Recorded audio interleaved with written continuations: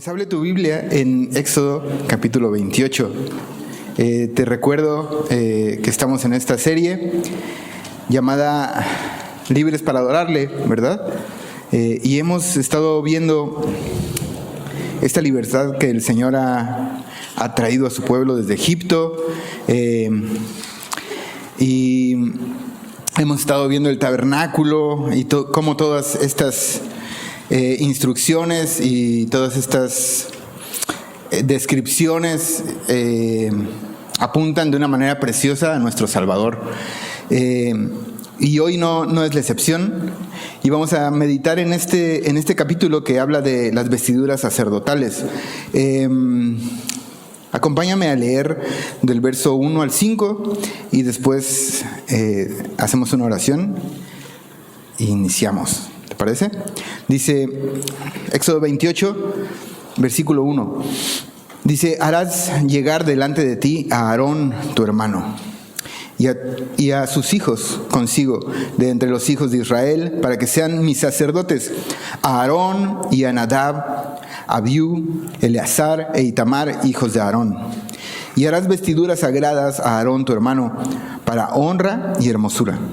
Y tú hablarás a todos los sabios de corazón, a quienes yo he llenado de espíritu de sabiduría, para que hagan las vestiduras de Aarón, para consagrarle, para que sea mi sacerdote. Las vestiduras que harán son estas: el pectoral, el efod, el manto, la túnica bordada, la mitra y el cinturón. Hagan pues las vestiduras sagradas para Aarón tu hermano y para sus hijos, para que sean mis sacerdotes. Tomarán oro, azul, púrpura, carmesí y lino torcido. Señor,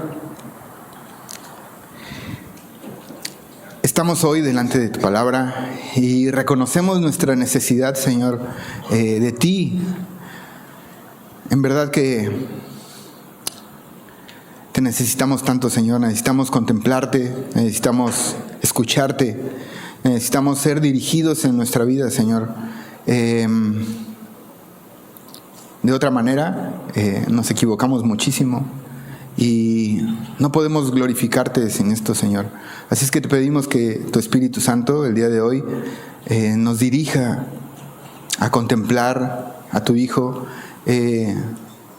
Ayúdanos a abrir nuestros corazones a tu palabra y a disponer nuestro corazón para ser transformados. No permitas que un corazón duro, Señor, rechace lo que tú nos quieres hablar hoy. Así es que ayúdanos a todos y te damos gracias por este enorme privilegio de estar a tus pies. En el nombre de Jesús, amén.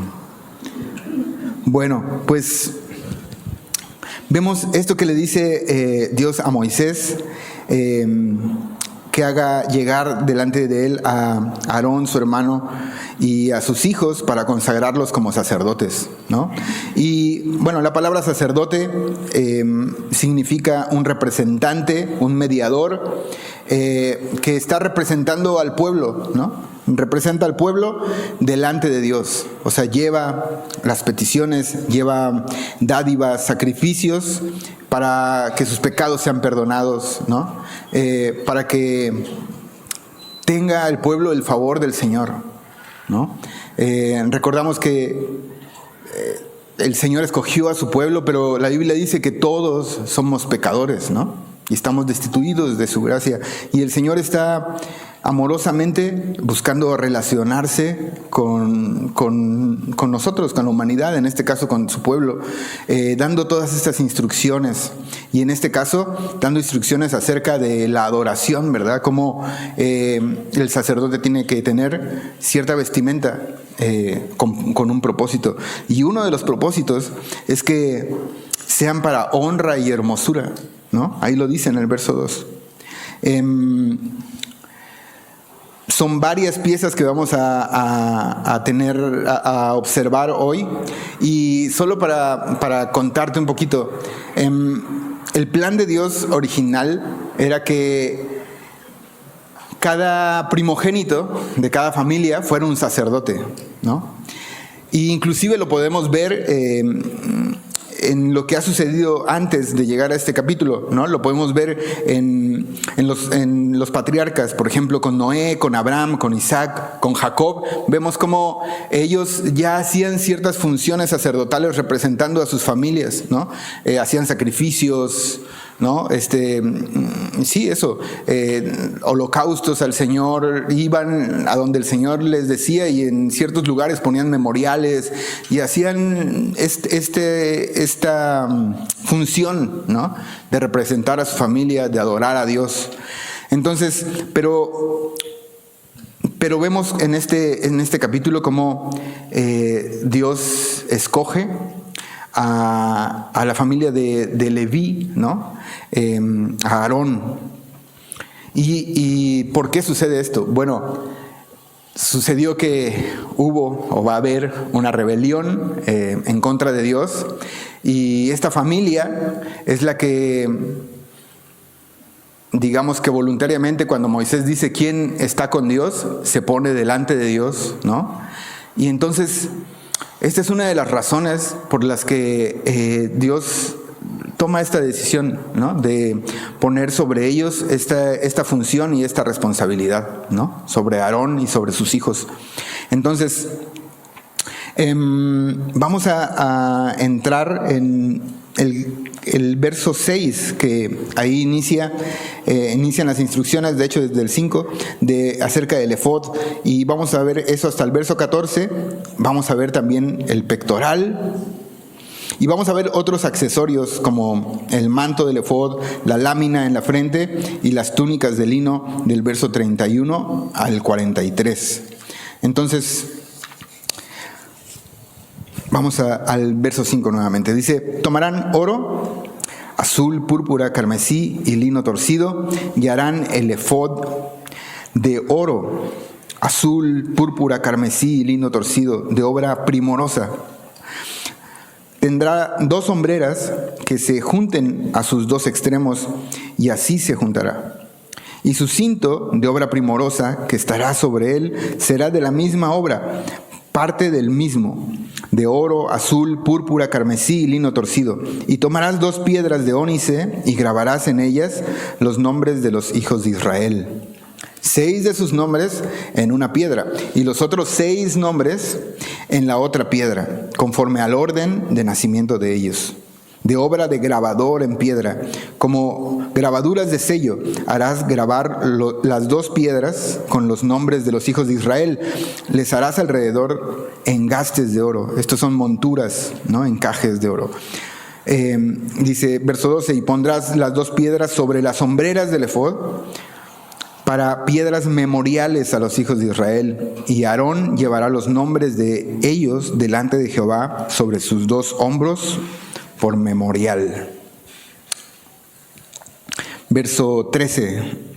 Harás pues los engastes de oro y 2 cordones de oro fino, los cuales harás en forma de trenza, y fijarás los cordones de forma de trenza en los engastes. Entonces, ¿qué es lo que vemos aquí? Lo primero que vemos son los materiales con los que está hecho, ¿no? ¿No te llama la atención? ¿Los has escuchado antes? ¿Los recuerdas? ¿No? Son los mismos colores y materiales con los que está hecho el tabernáculo, en especial las cortinas divisorias, ¿no? Del lugar santo y del lugar santísimo. Y Dios está haciendo estos preciosos ropajes con estos materiales que tienen un significado y que apuntan a Jesucristo, como lo hemos visto antes. Te los recuerdo. El oro, que se refiere a lo celestial, a algo que no tiene un valor calculable, algo, digamos, eterno. En Apocalipsis 21 el Señor lo usa para describir a la santa ciudad de Jerusalén, ¿no? El oro, la morada de Dios. Y vemos el azul, que representa la divinidad, vemos el púrpura, que representa la realeza, el carmesí, el sacrificio, ¿no? O sea, el rojo, sacrificio, el blanco, la pureza y la perfección. Entonces, ¿a dónde nos apuntan todo esto? Pues a la vida de nuestro Señor Jesucristo, ¿no? Una vida perfecta, una vida celestial, una vida pura. y sacrificial que dio la vida por nosotros. Entonces, es lo primero que se ve en esta descripción y describe este efod que más o menos, todas estas descripciones son para que lo hicieran, entonces son detalles minuciosos acerca de cómo tenían que ser, pero para que lo podamos ver a lo mejor un poquito, y puedes buscar estas imágenes de los sacerdotes, pero el efod era como un tipo chaleco, ¿no?, que llevaban con estos colores preciosos, y llevaban también un cinturón, ¿no?, tal vez amarrado, y todo esto tiene un significado con estas dos piedras en la parte de arriba. ¿Ves que lo leímos? Estas dos piedras de ónice. En una piedra iban 6 nombres de las tribus de Israel, y en otra piedra los otros 6 nombres puestos sobre este oro, ¿no? Es algo hermoso, pero tiene cosas muy significativas. Estas piedras en los hombros que vemos ahí, dice que eran para recordatorio. ¿Y recordatorio de qué? Recordemos que el sacerdote entraba para lo que decíamos al principio, ¿no? Llevar las peticiones, llevar ofrendas delante de Dios, ¿no?, representando al pueblo. Y eso es algo que el sacerdote no debía de olvidar. El sacerdote no entraba al lugar santo, al lugar santísimo, pues por sus propias ni méritos ni peticiones, ¿no? No era algo que fuera solo de él, sino que él iba en representación. Y eso es algo que no tendría que olvidar durante todo su oficio. Yo me puse a pensar en estas piedras y la verdad, para la época y los utensilios que se usaban para poder grabar estos nombres en ellas, y viendo diferentes grabados de la época que se hacían, pues no es como ahora. Hoy en día puedes grabar inclusive un anillo, ¿no?, y ponerle texto ahí y lo puedes ver, o hasta se usan lupas, o inclusive si tienes un reloj, puedes ver tu reloj y tal vez tenga algo grabado muy, muy pequeño, ¿no? Pero en esa época no existía esto, y para grabar 6 nombres en una piedra y 6 nombres en otra, estas piedras no podían ser tan pequeñas. Y al no ser tan pequeñas, quiere decir que pesaban, ¿no? Pesaban. Y eso era un recordatorio. O sea, imagínate, la labor sacerdotal no era una labor fácil, ¿no? No era solamente entrar, ¿no?, sino había cosas que hacer, y más adelante vamos a ver cómo esta túnica va a cobrar más peso todavía. Pero a lo que voy es que durante este servicio, que es lo que vemos en este efod, el sacerdote tenía que llevar en sus hombros al pueblo, ¿no? Recordar que lo que estaba haciendo no lo estaba haciendo para sí. Lo que estaba haciendo tenía un propósito y llevaba en sus lomos a todas las familias de Israel, ¿no?, delante de Dios. Vemos también este cinto que representa el servicio. Inclusive, tal vez lo recuerdes, pero antes de ser entregado el Señor, tuvieron una reunión, él y sus discípulos, y él está en esta reunión y decide lavarle los pies a sus discípulos, ¿te acuerdas? ¿No? Y él, ¿qué hace? Se para y se pone, se ciñe, ¿no? Exacto. Y vemos este cinto que representa esto, el servicio, y lo vemos de una forma preciosa en nuestro Señor. En Marcos 10:45 dice: porque el Hijo del Hombre no vino para ser servido, ¿verdad?, sino para servir y para dar su vida en rescate por muchos. Y vemos este símbolo de este efod que evocaba este servicio amoroso y un servicio con este propósito, llevando en sus hombros al pueblo. Y el Señor lo hizo así con nosotros, ¿no? Sirvió de una forma que nadie nunca ha visto algo así, ¿no? O sea, si has leído los evangelios, estamos ahorita en Lucas, a través de la Biblia, y vemos a nuestro Señor cansado. O sea, no es que Él diga estoy cansado, ¿no? pero días desvelado, y él no para de servir de una forma amorosa a otros. O sea, y piensa esto, no solo estaba haciendo eso en ese momento y por las personas que estaban ahí, sino este servicio iba a trascender tanto que derramó su vida.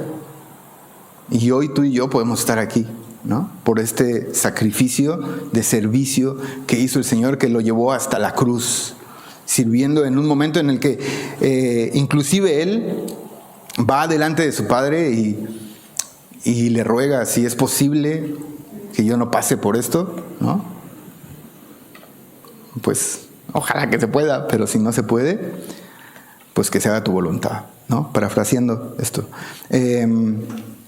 Entonces vemos esta vida sacrificial que Jesús no caminó en esta tierra, y hoy en día tampoco lo hace por solamente pensando en Él, sino que nos lleva a nosotros como su pueblo,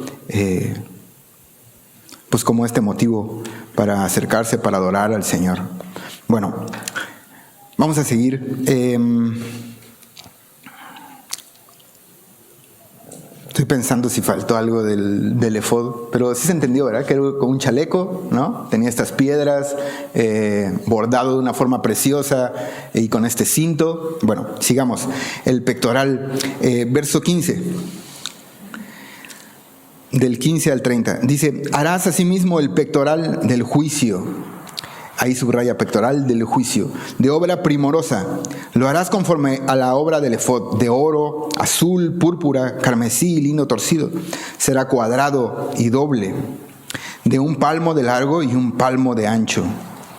Y lo llenarás de pedrería en 4 hileras de piedra, una hilera de una piedra sárdica, un topacio, un carbuncio, la segunda hilera una esmeralda, un zafiro y un diamante, la tercera hilera un jacinto, un ágata y una amatista, la cuarta hilera un berilio, un ónice y un jaspe. Todas estarán montadas en engastes de oro. Y las piedras serán según los nombres de los hijos de Israel, 12 según sus nombres, como grabaduras de sello, cada una con su nombre, serán según las 12 tribus. Harás también en el pectoral cordones de hechura de trenzas de oro fino. Bueno, voy a parar tantito ahí para explicar este pectoral. Este pectoral era básicamente como una bolsita, como de 20 centímetros por 20 centímetros, ¿no? Pero no era una sola tela, sino que estaba doblada, de forma que quedaba hueca, o sea, podías meter la mano, digamos, ¿no? Y llevaba estas piedras sujetadas con oro, ¿no? Y estas piedras, cada piedra tenía el nombre de los hijos de Israel, ¿no? En cada piedra diferente, y cada piedra preciosa. Y vamos a leer más adelante cómo este pectoral va a estar pues puesto encima del efod. Pero llama la atención que dice pectoral del juicio, ¿no? Y esto es porque... pectoral de juicio, no del juicio.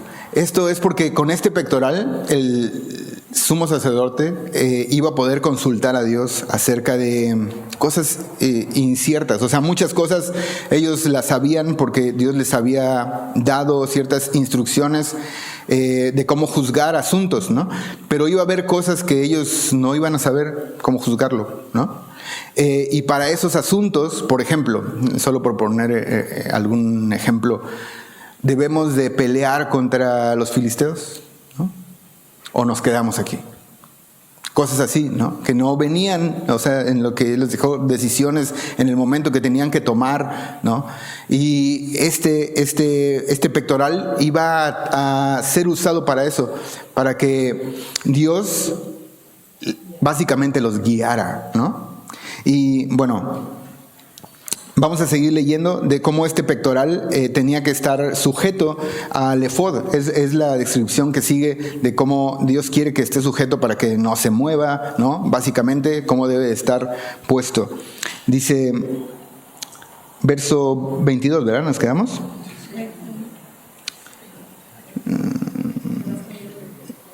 Sí, harás también en el pectoral cordones de hechura de trenza de oro fino, y harás en el pectoral 2 anillos de oro, los cuales pondrás a los 2 extremos del pectoral, y fijarás los 2 cordones de oro en los 2 anillos a los 2 extremos del pectoral, y pondrás los 2 extremos de los 2 cordones sobre los 2 engastes, y fijarás a las sombreras del efod en su parte delantera.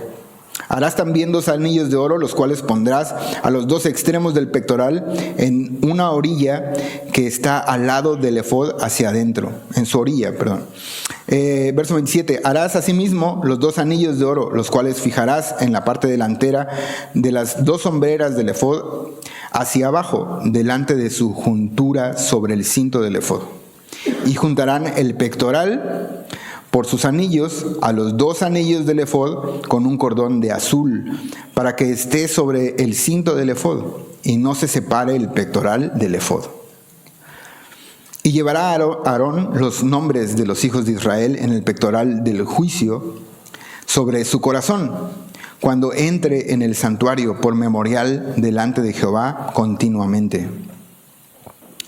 Vamos a detenernos ahí. Bueno, esta descripción básicamente nos dice que este pectoral debería de estar sujeto en esta parte, ¿no? De hecho dice sobre el corazón, y iba a tener unas cadenitas que iban a estar sujetas a los engastes, ¿no? A las bases de oro de las piedras, y iba a estar sujetos con unos anillos, entonces de tal forma que estaba, digamos, como colgado, se podría decir. Pero también por dentro tenía otras argollas de oro y un hilo azul que se sujetaban aquí por donde estaba el cinturón, de tal manera que esto iba a quedar pegado, ¿no? Para que el sacerdote durante su oficio pues no se fuera a desprender ni nada de esto. Es lo que leemos en esta parte básicamente, pero también llama la atención que dice que el pectoral va sobre su corazón, ¿verdad? Dice el verso 29, y llevará Aarón los nombres de los hijos de Israel en el pectoral del juicio sobre su corazón cuando entre en el santuario por memorial delante de Jehová continuamente. Entonces vemos esta imagen en la que estas piedras, aparte que eran piedras preciosas y que representan que para Dios su pueblo es precioso, aunque diferente, ¿verdad? Diferentes colores, ¿no? Pero todas las piedras preciosas. Y eso es algo hermoso que vemos de nuestro Señor, representar a su pueblo, a sus hijos, como algo de mucho valor para Él, ¿no? Y también vemos que van sobre el corazón. Y esto puede hablarnos de 2 cosas. Una, que nos apunta a Jesús, que Él, como vimos antes, no solamente en su forma de servicio, ¿no? Llevó a todo su pueblo en sus hombros, pero no solamente lo llevó en sus hombros como una carga pesada, ¿no? Porque puedes hacer algo para otros, pues así como, esto es pesado, pero es diferente si estás consciente que a lo mejor es algo difícil, pero lo llevas en tu corazón también, ¿no? No es algo que solo sea, bueno, creo que sí se entiende, ¿no? Habla de amor, habla de algo valioso como estas piedras, y vemos a nuestro Señor haciéndolo así, ¿no? Que su pueblo, sus hijos están de forma valiosa sobre su corazón,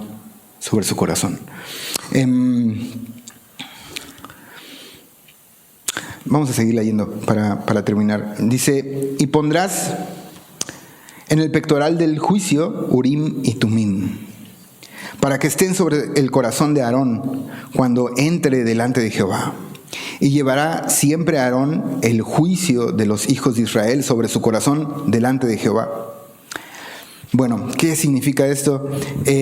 Como vimos, este pectoral era como una bolsita y estaba hueca. Y no hay mucha información acerca de estos elementos Urim, Tumim. Significan estas palabras luz y perfección. Pero sí se cree, por lo que la Biblia dice más adelante y por algunos momentos en los que se ve a los sacerdotes consultando a Jehová a través de esto, que probablemente hayan sido unas piedras que estén adentro, ¿no? Adentro de esta bolsita. De hecho, cuando Moisés está vistiéndolos más adelante, se ve cómo, o se puede leer cómo se ponen este pectoral y luego, ¿no? Ponen este elemento Urim Tumim, ¿no? Que te repito, es incierto, no te podría decir exactamente era esto, pero te voy a decir algunas posibilidades que las personas muy estudiosas de la Biblia pues han llegado a ellas, pero aún en ellas ellos tampoco te aseguran era esto, ¿no? Bueno, una que es de las más populares es que era una piedra blanca y una negra, ¿no? Entonces se consultaba el Señor con preguntas que tenían que tener como estas respuestas, ¿no? Como decíamos al principio, iremos a esta guerra, ¿no?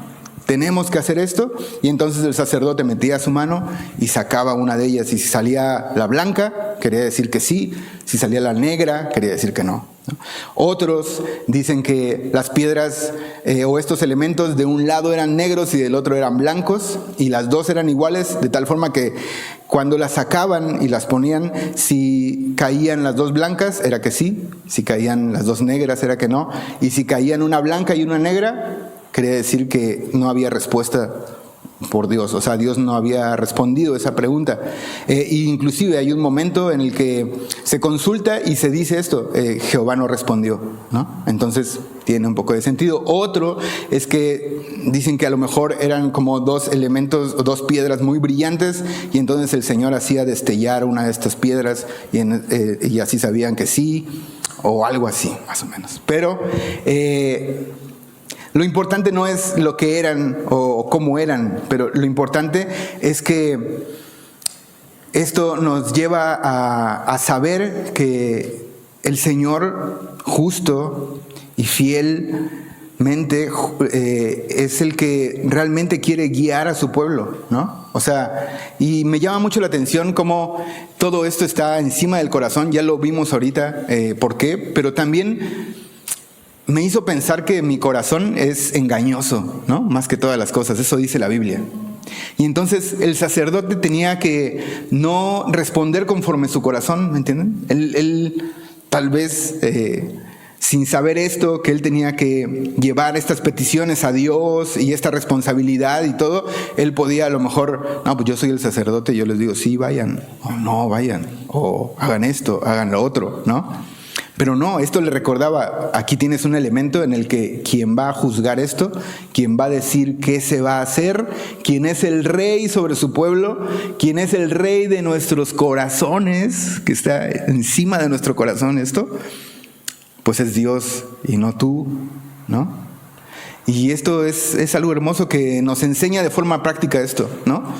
No guiarnos por nuestro corazón es engañoso, no confiar en nuestra propia prudencia, sino que el Señor sea quien gobierne nuestras vidas. Y bueno, hoy en día nosotros no tenemos por qué echar suertes, ¿no? Y decirle al Señor, Señor, tengo que ir a tal lado, Señor, hago esto, ¿no? Y un volado, algo así. No, para nada, ¿no? Porque tenemos algo mucho más seguro y eficaz que es su palabra. Y aparte de su palabra, ¿no? Que en su palabra tenemos suficiente para tomar decisiones sabias y correctas en nuestra vida y saber que el Señor nos gobierna si nosotros observamos su palabra y caminamos conforme a ella. No solo eso, sino que tenemos a su Espíritu Santo dentro de nosotros y tenemos esta relación con Dios. ¿Te das cuenta? Es un privilegio enorme el que hoy tenemos, y a través de esto, esta gracia que Dios ha dado hoy en día a su iglesia, pues nosotros podemos ser dirigidos, ¿no? De tal manera que Él sea nuestro Señor, no nosotros mismos. Bueno, Juan 8:16 dice, y si yo juzgo, mi juicio es verdadero, porque no soy yo solo, sino yo y el que me envió, el Padre. Entonces podemos ver y confiar en que nuestro Señor Jesucristo es el juez justo sobre su pueblo y también el que va a juzgar con justicia todas las naciones, ¿verdad? El Rey de Reyes que está sobre todas las cosas. Entonces sigamos leyendo. Vamos a leer acerca del manto del efod. Básicamente iba abajo de estas prendas, ¿no? Era pues un manto, ¿no? Que tenía una abertura en la parte de arriba y caía pues más o menos como hasta acá, por las rodillas, y iba abajo de estas prendas, pero era parte de ellas. Entonces, por eso se llama así, manto del efod. Verso 31. Dice, harás del efod todo de azul. Harás el manto del efod todo de azul. Verso 32. Y en medio de él, por arriba, habrá una abertura, la cual tendrá un borde alrededor de obra tejida, como el cuello de un coselete, para que no se rompa. Y en sus orlas harás granadas de azul, púrpura y carmesí alrededor. Y entre las campanillas de oro alrededor. Una campanilla de oro y una granada. Otra campanilla de oro y otra granada. En toda la orla, o sea, la parte de abajo, en toda la orla del manto alrededor. Y estará sobre Aarón cuando ministre, y se oirá su sonido cuando él entre en el santuario delante de Jehová y cuando salga, para que no muera. Ok, entonces ya vimos, era de este color azul, este manto del efod, y simboliza la divinidad de Jesús, ¿no? Juan 1:14 dice, y aquel verbo fue hecho carne y habitó entre nosotros. Y vimos su gloria, gloria como del unigénito del Padre, lleno de gracia y de verdad. Entonces, tenemos esta divinidad de Jesús, ¿no? Que era completamente Dios, pero completamente hombre. Y la vemos representado en este manto del efod. Ahora, llama la atención esta costura en el cuello, ¿no? ¿Te diste cuenta? Que dice que iba a tener esta abertura para que pues se lo pudieran poner, ¿no?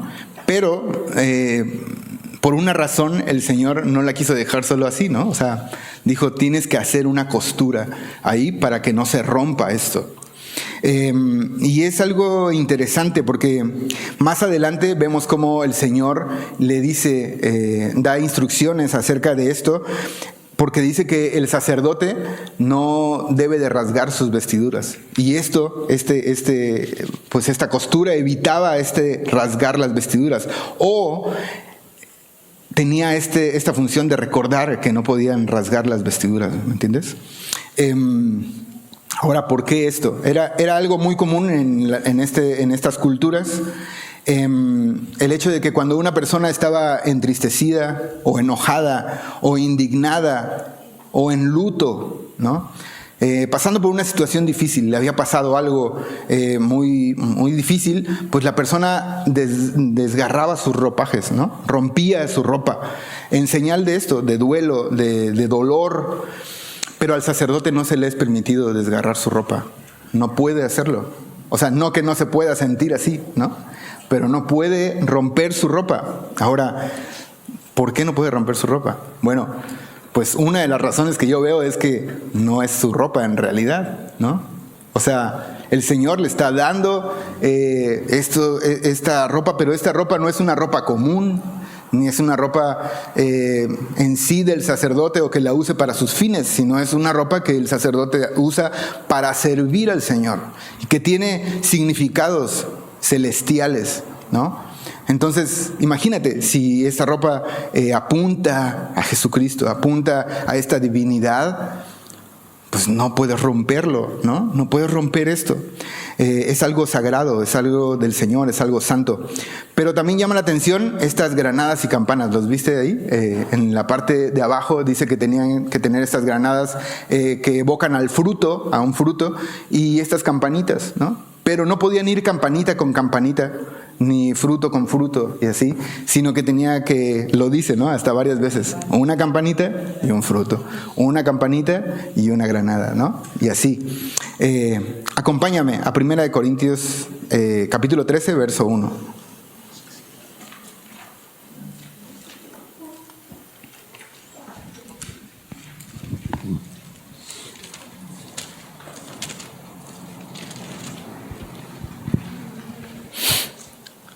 Primera de Corintios, capítulo 13, verso 1. Dice: y si yo hablase lenguas humanas y angélicas y no tengo amor, vengo a ser como metal que resuena o címbalo que retiñe. ¿Te das cuenta? Campanitas, ¿verdad? Como un metal que retiñe. Y si tuviere profecía y entendiese todos los misterios y toda ciencia, y si tuviese toda la fe, de tal manera que trasladase los montes, y no tengo amor, nada soy. Y si repartiese todos mis bienes para dar de comer a los pobres, y si entregase mi cuerpo para ser quemado, y no tengo amor, de nada me sirve, ¿no? Entonces, es increíble cómo apunta a esta enseñanza preciosa en la que tenemos que tener, o bueno, mejor dicho, veamos primero a Jesús. Vemos a Jesús con estas dos características, ¿no? Una vida llena de fruto, ¿no? Y también, ¿cómo decirlo? Llena de este fruto de amor que, partiendo de ese amor, hizo todo lo que hizo, ¿me entienden? O sea, de manera que todos podamos ver eso, ¿no? Podemos, tal vez no podemos, no sé cómo explicarlo, es así. Las campanitas era algo escandaloso, pues, ¿no? Era algo que cada vez que el sacerdote caminaba, ¿no? Se escuchaba. El pueblo podía verlo, ¿no? Podía escucharlo cuando estaba adentro ministrando. Se oía que estaba ahí. Y de la misma forma, todo lo que el Señor hizo por nosotros lo podemos palpar, ¿verdad? En la palabra podemos verlo. Algunas cosas, así como una campanita, nos saltan, ¿no? Pero en Cristo todas estas cosas fueron hechas con amor, ¿no? No despegados, pues, ¿no? Y es algo hermoso y es algo a lo que estamos llamados también nosotros, ¿no? Leímos el texto. Podemos hacer muchas cosas. Y muchas cosas pueden parecer muy espirituales y muy grandiosas. Y gente a nuestro alrededor puede decir, wow, ¿no? Pero puede ser que no tenga fruto, que no sirvan para nada, no tiene amor. Entonces tiene que estar acompañado uno del otro. En Juan 13, solo lo voy a leer, Juan 13, verso 1 dice: antes de la fiesta de la Pascua, sabiendo Jesús que su hora había llegado, para que pasase de este mundo al Padre, como había amado a los suyos que estaban en el mundo, los amó hasta el fin. ¿Qué significa esto?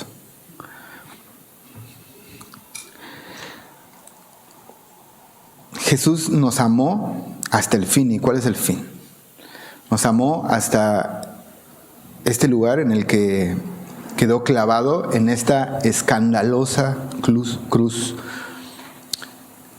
Y vemos estas campanitas, ¿no? Este escándalo, esto que resuena y resuena, pero lleno de este fruto precioso del amor. Entonces vemos esta vida sacrificial de esta manera.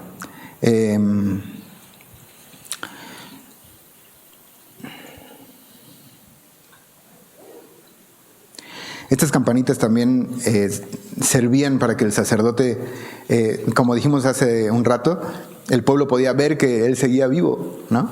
Entonces, cuando esas campanitas dejaban de sonar, es que el sacrificio o lo que había hecho el sacerdote no había sido aceptado por el Señor. Y entonces este sacerdote perdía su vida, ¿no? Y tenía que ser sacado de ese lugar. No podían ni siquiera entrar a sacarlo, sino que tenían que sacarlo ahí jalándolo. Nuestro Señor venció a la muerte, ¿verdad? Y resucitó. Estas campanitas no dejaron de sonar, aunque tal vez por un momento, ¿no? Pero el Señor resucitó. Y ese momento no fue por Él, fue por nosotros, fue por nuestro pecado. El Padre apartó su mirada de Él porque Él estaba cargando, ¿no? el pecado de todos nosotros, cargando en su corazón y en sus hombros el pecado por todos nosotros. Y esto era algo desagradable delante de Dios y era algo que merece la muerte de cada uno de nosotros, y Jesús pagó por eso. Pero Él no tenía ningún pecado y Él era justo, santo, perfecto, y entonces muere, pero resucita el tercer día, ¿no? Y hoy está sentado a la diestra de Dios como sumo sacerdote, llevando nuestras causas delante del Señor. Vamos a seguir. Vamos a ver esta lámina de oro que iba en la frente del sacerdote. Verso 36 dice: harás además una lámina de oro fino y grabarás en ella como grabadura de sello: santidad a Jehová. Y la pondrás en un cordón de azul y estará sobre la mitra, por la parte delantera de la mitra estará. La mitra era un como gorrito que usaba el sacerdote. Dice: y estará sobre la frente de Aarón, y llevará a Aarón las faltas cometidas en todas las cosas santas que los hijos de Israel hubieran consagrado, en todas sus santas ofrendas, y sobre su frente estará continuamente, para que, subraya esto, para que obtengan gracia delante de Jehová. Entonces vemos esta placa, ¿no?, que tenía que llevar aquí el sacerdote, que tenía esta inscripción, ¿no?, santidad a Jehová. Y otra vez nos lleva y nos apunta a esta santidad perfecta que Jesús ganó, que Jesús hizo.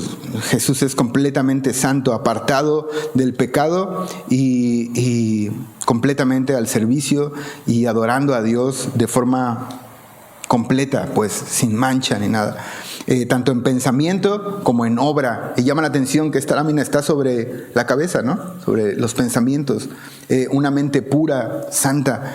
Obviamente este sacerdote no tenía esto en sí mismo, ¿no? Era una representación de lo que Jesús iba a hacer. Él sí tiene en su mente y en su corazón santidad a Jehová, no en una lámina, ¿verdad?, sino realmente en sus pensamientos, completamente. O sea, ¿puedes imaginar esto? ¿Puedes imaginar que nunca pecó contra el Señor, ni siquiera en sus pensamientos?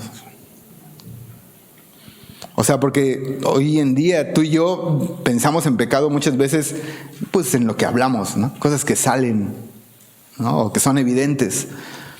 Pero en nuestros pensamientos ahí siempre es como que... De hecho, cuando Jesús nos confronta muchas veces es en eso, ¿no? ¿De dónde sale todo esto? Y te das más cuenta y dices, no, hombre, pues de repente no me doy cuenta y ya pensé algo que está súper mal, ¿no? Y ya pequé contra el Señor. Bueno, imagínate si, o sea, Jesús tuvo que estar pendiente todo el tiempo de que esto no sucediera.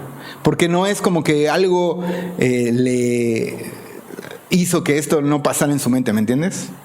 O sea, él lo hizo, Él lo ganó completamente, venció todas las tentaciones. Todos aquí hemos tenido tentaciones, ¿no? Y lamentablemente muchas veces cedemos ante las tentaciones, ¿no? Bueno, pues Jesús no cedió ante ninguna tentación. Ni siquiera ante estas tentaciones que el mismo Satanás le propuso, ¿no? Él no cedió a ninguna de ellas. Imagínate una vida así. O sea, es una vida en la que 24/7 estás pensando, estás vigilante para no pecar contra Dios. Y esto no con un propósito suyo, siendo Él un sumo sacerdote verdaderamente, ¿no? O sea, sino que representándonos a todos. Estoy representando a cada uno de estos. O sea, te está representando a ti, a ti, a ti, a ti, a mí, ¿no? Para que Él pudiera ganar esto que leemos aquí.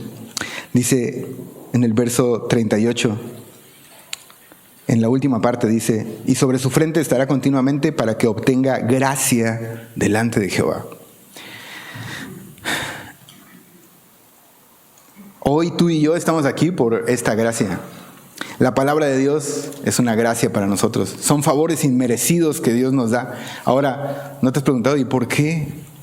Pues porque Jesús ganó esa gracia y está delante del Padre obteniendo esta gracia sobre gracia. Y lo vemos, miren lo que dice Juan 1, verso 15 al 17. Dice: Juan dio testimonio de él y clamó diciendo: este es de quien yo decía, el que viene después de mí es antes de mí, porque era primero que yo, porque de su plenitud, o sea, de todo lo que es Dios, ni siquiera sé que lo puedes imaginar, pero todo lo que es Dios ni yo lo puedo imaginar, ¿no? Pero toda su plenitud, toda su plenitud, tomamos todos.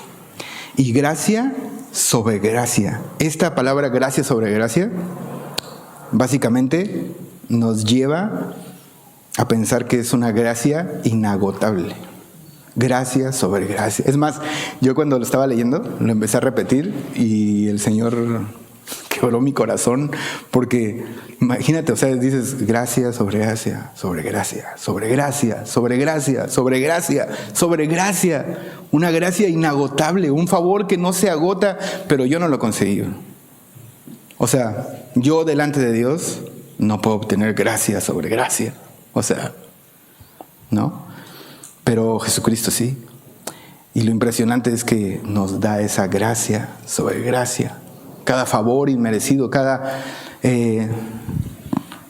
vez que experimentas alegría, cada vez que ves a tu familia, cada vez que puedes entender una palabra de la Biblia, cada vez que puedes abrir tu boca para orar al Señor y saber que eres escuchado, cada vez que tienes la certeza de que tu vida no solamente quedará en este plano material, sino que estarás con Él para siempre. Todo, hasta las cosas que a lo mejor no nos gusten, es gracia sobre gracia, sobre gracia, sobre gracia, sobre gracia. Bueno, ya vamos a acabar. Sigamos con estas túnicas de lino, es lo que vamos a ver ahora. Dice, verso 39, y bordarás una túnica de lino y harás una mitra de lino, harás también un cinto de obra de recamador. Y para los hijos de Aarón harás túnicas, también les harás cintos y les harás tiaras para honra y hermosura. Y con ellos vestirás a Aarón tu hermano y a sus hijos con él, y los ungirás y los consagrarás y santificarás para que sean mis sacerdotes. Y les harás calzoncillos de lino para cubrir su desnudez. Serán desde los lomos hasta los muslos. Esto es desde arriba de la cintura hasta los muslos. Y estarán sobre Aarón y sobre sus hijos cuando entren en el tabernáculo de reunión o cuando se acerquen al altar para servir en el santuario, para que no lleven pecado y mueran. Es estatuto perpetuo para él y para su descendencia después de él. Entonces, lo primero que observamos es que son de lino y este es un material blanco que nos evoca pureza y perfección, ¿no? Lo tenía que traer el sacerdote, era la primer prenda, digamos que fuimos un poco como desde lo exterior hasta lo interior, ¿verdad? Y esta es la prenda, la primera que se tenía que poner, estos calzoncillos y esta túnica blanca, ¿no? Y sobre eso ya venía el manto, el efod, el pectoral, ¿no? El urim tumim adentro. Entonces, estas túnicas de lino blanco, vemos también a Jesús lleno de pureza, de santidad, de perfección, sin pecado, ya lo dijimos, ¿no? Pero estas túnicas pues cubrían el cuerpo de los sacerdotes, tanto de Aarón como de sus hijos, ¿no? Esta túnica que se describe en su mayoría es para Aarón. Sus hijos usaban estas túnicas blancas, que también eran hermosísimas, pero no tenían todo esto del sumo sacerdote, todo lo que hemos visto. Y bueno, ¿qué crees? Que Jesús es el sumo sacerdote para siempre, por el orden de Melquisedec, dice la Biblia.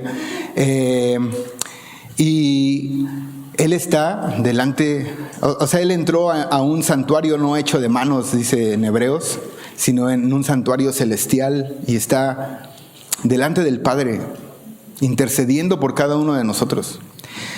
Pero no solo eso, Jesús ganó estas túnicas blancas. Él portó esta pureza, que ya la hemos visto y ya la repetimos. Pero cada vez que tú y yo confiamos en Él, o la vez que tú y yo confiamos en Él, o si tú no has puesto hoy tu confianza en Él, hoy tienes la oportunidad de creer en ese sacrificio que Jesús hizo, que pagó por tus pecados.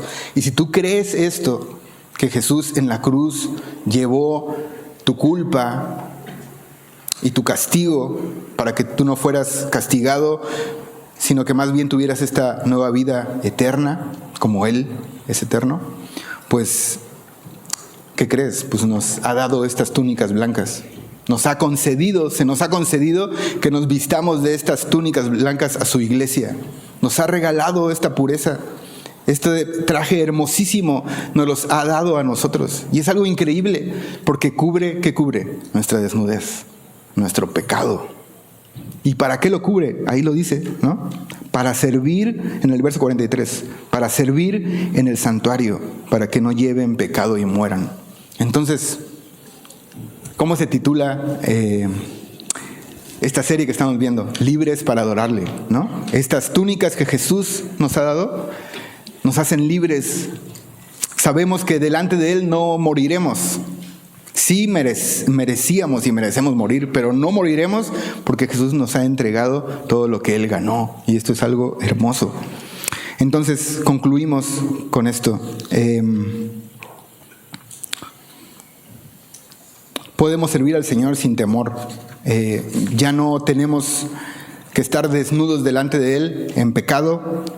Dice 2 Corintios 5:21, el que no conoció pecado por nosotros lo hizo pecado, para que nosotros fuésemos hechos justicia de Dios en Él. Y solo vamos a concluir, acompáñame a Apocalipsis 19.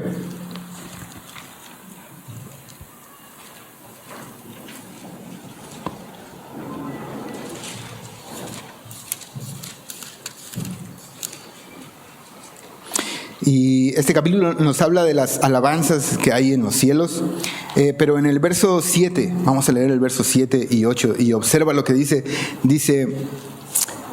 gocémonos y alegrémonos y démosle gloria, porque han llegado las bodas del Cordero y su esposa se ha preparado. ¿Quién es su esposa? La iglesia, somos tú y yo, ¿sale? Dice el verso 8, y a ella, a su esposa, se le ha concedido que se vista de lino fino, limpio y resplandeciente, porque el lino fino es las acciones justas de los santos. Entonces, lo primero que vemos es gozo y alegría, ¿verdad? O sea, tenemos este gran privilegio que nosotros no pudimos comprar ni ganar, estas vestiduras que nos han sido dadas por la gracia de nuestro Señor Jesucristo y que ahora podemos portarlas. Pero estas vestiduras tienen un propósito, como lo vimos, ¿no? Servir al Señor, adorar al Señor. Son para esto. No son nuestras vestiduras para nosotros y para servirnos a nosotros, ¿verdad? Inclusive meditando en el oficio sacerdotal y en el que él iba delante de Dios llevando las peticiones del pueblo, recordé la enseñanza de Jesús acerca de la oración. Y en esta enseñanza acerca de la oración, Jesús enseña a sus discípulos a orar no de forma singular, sino en plural, ¿te das cuenta? Y eso me llevó a pensar en que nosotros, como dice la Biblia, somos sacerdotes, ¿no? El Señor nos ha hecho sacerdotes. Y no digo que esté mal ir al Señor con peticiones propias, ¿no? Lo vemos en los Salmos, vemos a David pidiéndole al Señor cosas que a él estaban sucediendo, y eso es hermoso y el Señor se agrada de ello. Pero también vemos esta enseñanza de Jesús en donde nos dice, cuando oren, oren así, ¿no? Y toda esta oración está hecha en plural. Y intenté pensar en mis oraciones y llevarlas al plural y me di cuenta que se convertían en oraciones menos egoístas, en oraciones en las que yo llevaba a personas en mis hombros, ¿no? Recordando a otros, recordando a la iglesia, recordando a mi familia, recordando inclusive que estoy en ese mismo terreno como ellos. No es que yo estoy encima de ellos orando por otras personas, sino que todos estamos necesitados, ¿no? Y fue algo muy hermoso. Y fue algo, mucho de esta función que hoy vimos, de estos ropajes, ir al Señor, pues esto, no solamente con nuestras peticiones. ¿Cómo podemos portar esta vestidura en nuestra vida? Bueno, pues debemos portarla con agradecimiento, ¿verdad? Con alegría, porque es algo increíble que nosotros podamos tenerlas y gozar de todo lo que esto significa. Pero también debemos de llevarlas con honor, ¿no creen?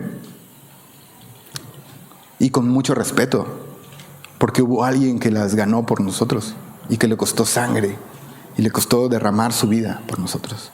Entonces, cada vez que nosotros servimos a otros con amor, estamos representando estas vestiduras. Cada vez que nosotros estamos siendo justos en los juicios que hacemos, ¿no? Estamos representando estas vestiduras. Cada vez que perdonamos, cada vez que somos fieles en nuestro matrimonio, cada vez que honramos y respetamos nuestros empleos, nuestro trabajo, son solo ejemplos, ¿no? Cada vez que proclamamos su palabra, cada vez que cada hombre asume la responsabilidad de ser un sacerdote en su hogar, cada vez que honramos a nuestros padres, cada vez que respetamos, las mujercitas respetan a sus esposos, sin duda que Dios recibe gloria y honor, esta función que para lo que están hechas, ¿no?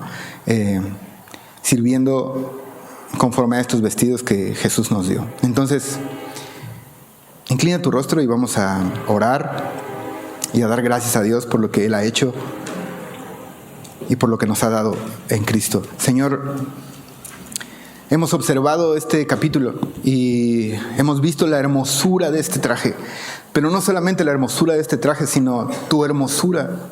Hemos visto cómo tú eres hermoso en todos estos aspectos y eres perfecto, y cómo no hiciste todo esto solo para ti, Señor. Cada vez que sufrías, cada vez que estabas dispuesto a servir, cada vez que te desvelabas, cada vez que caminabas, cada vez que no cedías a ninguna tentación. Y cuando fuiste a la cruz y derramaste tu sangre y tu vida ahí, Señor, cargaste con nosotros en tus hombros y en tu corazón. Y te damos muchas gracias. Y gracias por interceder por nosotros en los cielos. Gracias por darnos gracia sobre gracia. Y te pedimos ayuda también, Señor, para portar estas ropas emblanquecidas con tu sangre, con dignidad, con honor. Y ayúdanos, Señor, ayúdanos. Si hemos manchado estas vestiduras, te pedimos que nos perdones, que las laves con tu sangre. Y ayúdanos a vivir para tu gloria y para tu alabanza, Señor. Muchas, muchas gracias. En el nombre de Jesús te lo pedimos. Amén.